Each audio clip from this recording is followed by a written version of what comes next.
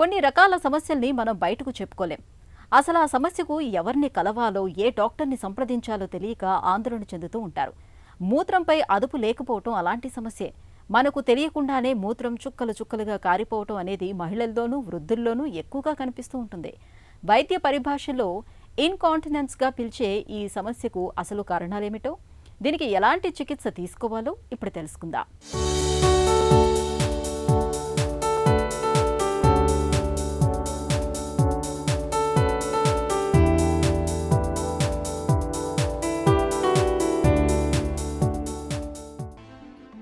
కుళాయిని సరిగా కట్టేనప్పుడు నీటి చుక్కలు ఒకటొకటిగా కిందకు రాలటం మనం చాలా సందర్భాల్లో గమనించే ఉంటాం. మరి ఇలాంటి పరిస్థితి మన శరీరంలో ఎదురైతే తుమ్మినప్పుడు, దగ్గినప్పుడు తెలియకుండానే మూత్రం చుక్కలుగా కారిపోతుంటే, అది మహిళల్లో అయితే నిజంగా రంపపుకోతే ఎవరికీ చెప్పుకోలేక, ఏ డాక్టర్ని కలవాలో తెలియక ఆత్మన్యూనతతో కుంగిపోతూ ఉంటారు. బయటకు వెళ్ళటానికి కూడా సంకోచిస్తూ, ఫంక్షన్లు, పార్టీలకు దూరంగా ఉంటూ తమ చుట్టూ ఒక గోడను కట్టేసుకుంటూ ఉంటారు. అసలేమిటి సమస్య? మూత్రంపై అదుపు ఎందుకు తప్పుతుంది? కారణాలను వివరిస్తున్నారు డాక్టర్.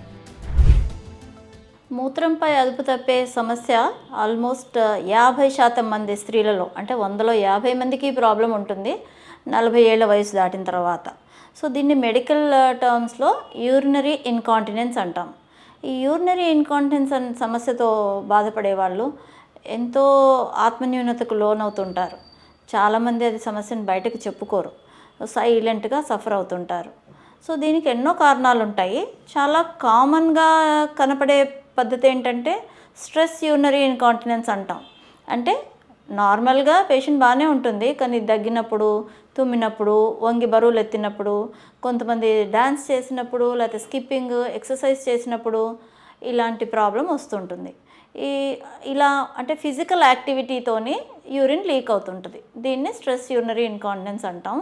ఇది చాలా కామన్గా ఎక్కువ నార్మల్ డెలివరీస్ అయిన వాళ్ళకి, డిఫికల్ట్ డెలివరీస్ అయిన వాళ్ళకి, అంటే ఫోర్సెప్స్ డెలివరీ కానీ, vacuum ventouse delivery or prolong labour, అంటే చాలాసేపు నొప్పులు వచ్చి దాని తర్వాత సిజేరియన్ అయినా కూడా, అంటే ఎక్కువసేపు బిడ్డ తల పెల్విక్ ఫ్లోర్ మజిల్స్ పైన రెస్ట్ అవుతే, అంటే ఈ సెకండ్ స్టేజ్ ప్రొలాంగ్ అవుతే దానివల్ల ఆ పెల్విక్ ఫ్లోర్ మజిల్స్ కానీ, వాటిని అంటే మూత్రనాళాన్ని, మూత్రాశయాన్ని సపోర్ట్ చేసే టిష్యూస్, కనెక్టివ్ టిష్యూ సపోర్ట్స్ అంటాం, లిగమెంట్స్, అవి వీక్ అయిపోతాయి, స్ట్రెచ్ అయిపోతాయి.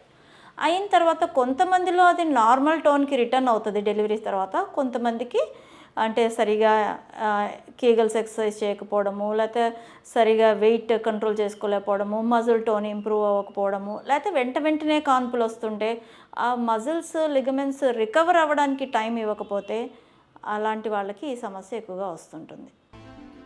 తెలియకుండానే అసంకల్పితంగా మూత్రం చుక్కలుగా కారిపోవటం, తుమ్మినప్పుడు, దగ్గినప్పుడు, గట్టిగా నవ్వినప్పుడు మూత్రం బట్టల్లో పడిపోవటం, బాత్రూంకి వెళ్లేలోపే మూత్ర విసర్జన జరిగిపోవటం, ఈ సమస్యలు మహిళల వ్యక్తిగత, సామాజిక జీవితాన్ని చాలా తీవ్రంగా ప్రభావితం చేస్తాయి.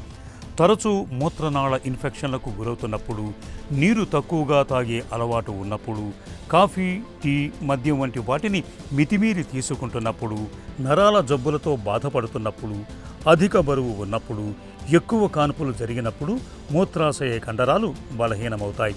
ఇలాంటప్పుడు మూత్రాశయానికి మూత్రాన్ని నిలుపుకునే శక్తి తగ్గుతుంది. ఫలితంగా మూత్రంపై అదుపు తప్పి లీకేజీ సమస్య మొదలవుతూ ఉంటుంది. యూరిన్ లీక్ అవుతుంది అంటే ఇప్పుడు కొంచెం పెద్ద వయసు వచ్చింది, ఏదో ఎప్పుడో కొంచెం యూరిన్ లీక్ అవుతుంది, వాళ్ళు ఇంట్లోనే ఉంటారు, బయటికి వెళ్ళరు, పెద్ద ఇబ్బంది కాకపోవచ్చు, వెళ్తారు, డ్రెస్ మార్చుకుంటారు, వస్తారు. సో మరి వర్కింగ్ ఉమెన్ ఇలా అవుతే వాళ్ళు ఏం చేయగలరు? నాకు తెలిసిన కొంతమంది పేషెంట్స్ జాబ్ మానేసి ఇంట్లో కూర్చున్న వాళ్ళు కూడా ఉన్నారు ఫర్ దిస్ ప్రాబ్లం. ఎప్పుడైతే వాళ్ళ లైఫ్ స్టైల్ ఎఫెక్ట్ అవుతుందో అప్పుడు వాళ్ళు తప్పకుండా దీనికి ట్రీట్మెంట్ ఉంది అని తెలుసుకోవాలి. చాలామంది ఇది అలాగే వయసుతో వచ్చేది, దీనికి ఏం ట్రీట్మెంట్ లేదు అనుకుంటారు. వాళ్ళకి ఇచ్చే అడ్వైజ్ ఇచ్చే వాళ్ళు కూడా అలాగే ఇస్తారు. సో దీనికి ట్రీట్మెంట్ ఉంది, దీనికి సరైన డాక్టర్ దగ్గరికి వెళ్ళాలి, ఫీమేల్ యూరాలజిస్ట్ దగ్గర కానీ, యూరోగైనకాలజిస్ట్ దగ్గర కానీ వెళ్తే ఎందుకు లీక్ అవుతుంది ఎగ్జామినేషన్ చేయాలి. వాళ్ళకి అందరికీ ఆపరేషన్ ఏమి ఉండదు, కొంతమందికి మందులతో తగ్గుద్ది, కొంతమందికి ఎక్సర్సైజ్తో తగ్గుద్ది. సో కొంతమందికి చాలా ఒక less than 5-6% స్ట్రెస్ ఇన్కాంటినెన్స్, అది కూడా సివియర్ స్ట్రెస్ ఇన్కాంటినెన్స్ ఉన్న వాళ్ళకి సర్జరీ అవసరం పడవచ్చు.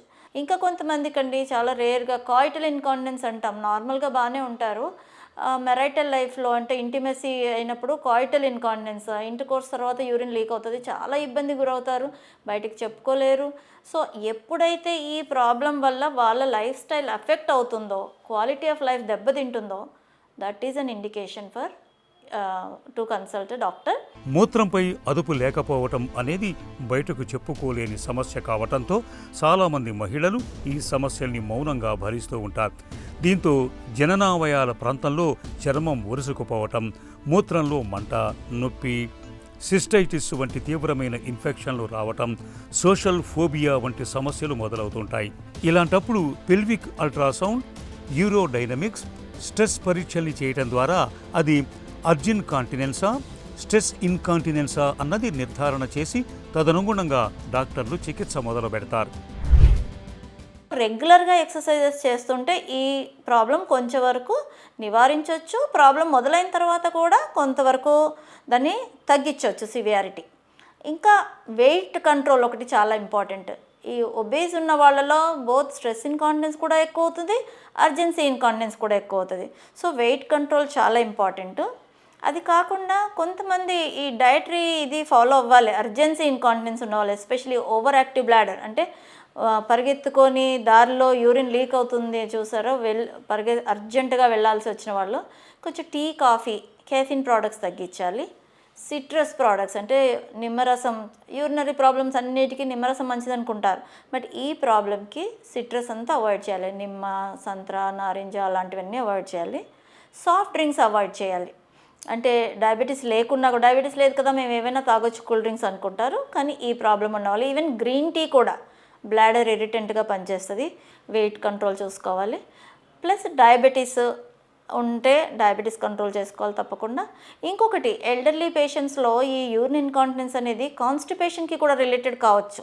కాన్స్టిపేషన్ ఉంటే దానికి ట్రీట్మెంట్ ఇంపార్టెంట్. అది రిలీవ్ అవుతే అర్జెన్సీ ఇన్కాంటినెన్స్ కూడా కొంచెం వరకు కంట్రోల్ అవుతాయి. మందులు, కీగెల్ ఎక్సర్సైజుల సాయంతోనే చాలా వరకు మూత్రంపై అదుపు వచ్చేస్తుంటుంది. చాలా అరుదుగా మాత్రమే డాక్టర్లు సర్జరీ వరకు వెళ్తుంటారు. మూత్రంపై అదుపు తప్పకుండా ఉండాలంటే మూత్రనాళ ఇన్ఫెక్షన్లు సోకినప్పుడు వాటికి సత్వరమే చికిత్స తీసుకోవాలి. గంటల తరబడి మూత్రాన్ని బలవంతంగా ఆపుకోవటం మంచిది కాదు.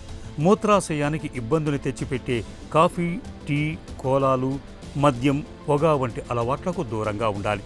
ఎత్తుకు తగ్గ బరువు ఉండేలా జాగ్రత్త పడాలి. నీళ్లు ఎక్కువగా తాగటాన్ని అలవాటు చేసుకోవాలి. మందుల వాడకంలో తప్పనిసరిగా డాక్టర్ సలహా తీసుకోవాలి. ఈ జాగ్రత్తలు మూత్రాశయాన్ని చక్కటి ఆరోగ్యంతో ఉంచుతాయి.